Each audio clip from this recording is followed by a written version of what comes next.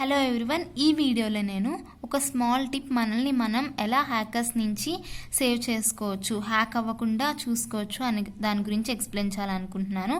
అలా కొన్ని videos explain చేస్తాను. వాటిల్లో ఎలా హ్యాక్ చేయాలి అని ఏం చెప్పాను, ఎలా మనల్ని మనం సెక్యూర్ చేసుకోవచ్చు అనే వాటి గురించి మాత్రమే ఎక్స్ప్లెయిన్ చేస్తాను. సో జనరల్గా హ్యాకర్స్ చాలా ఈజీగా హ్యాక్ చేస్తారు. సో అలా హ్యాక్ చేయడానికి చాలా టెక్నిక్స్ ఉంటాయి. సో ఇలా ఇక్కడ కనిపిస్తున్నాయి కదా, ఈ 9 కూడా హ్యాక్ చేయడానికి యూజ్ అయ్యే టెక్నిక్సే. సో నేను మాత్రం ఈ వీడియోలో మనల్ని మనం ఎలా ప్రొటెక్ట్ చేసుకోవచ్చు హ్యాకర్స్ నుంచి అని మాత్రం ఎక్స్ప్లెయిన్ చేస్తాను. సో జనరల్గా ఏంటంటే కొంతమంది హ్యాకర్స్ ఏం చేస్తారు అంటే మెయిన్గా ఒక ఫేక్ పేజెస్ని క్రియేట్ చేస్తారు. ఆ ఫేక్ పేజెస్ ద్వారా మన అకౌంట్స్ని హ్యాక్ చేస్తారు.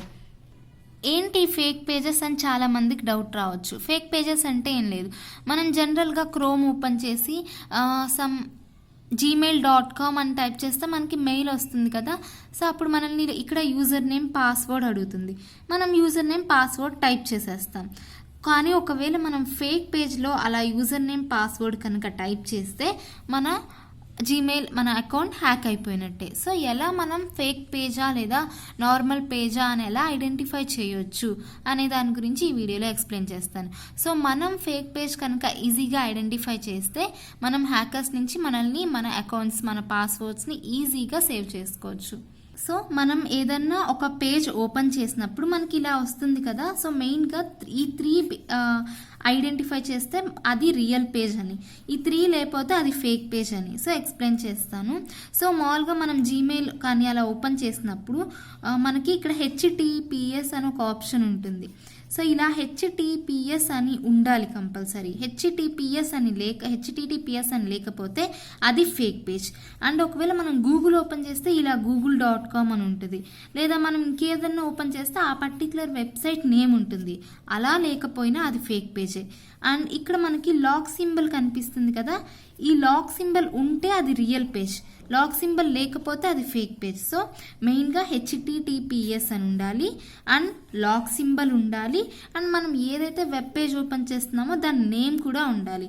సో ఈ 3 లేకపోతే అది ఫేక్ పేజ్, ఈ 3 ఉంటే అవి రియల్ పేజ్ అని. సో ఇలా మనం ఈజీగా ఐడెంటిఫై చేయొచ్చు.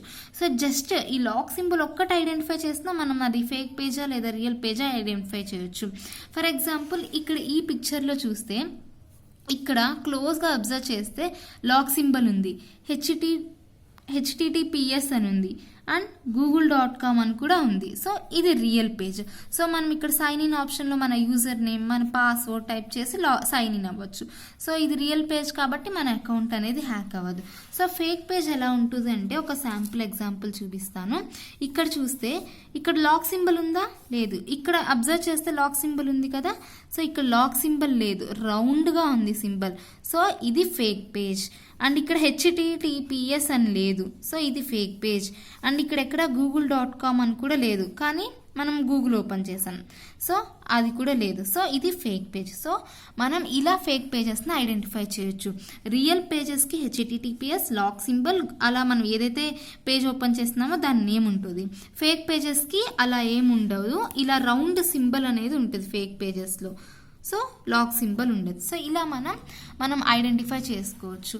సో ఇలా మనం ఫేక్ పేజెస్ని ఐడెంటిఫై చేసి దానిలో యూజర్ నేమ్ పాస్వర్డ్ టైప్ చేయకుండా ఉంటే మన అకౌంట్స్ని మనం సేవ్ చేసుకోవచ్చు. హ్యాక్ అవ్వకుండా మన అకౌంట్స్ని మనం కాపాడుకోవచ్చు. Thank you for watching my tutorial.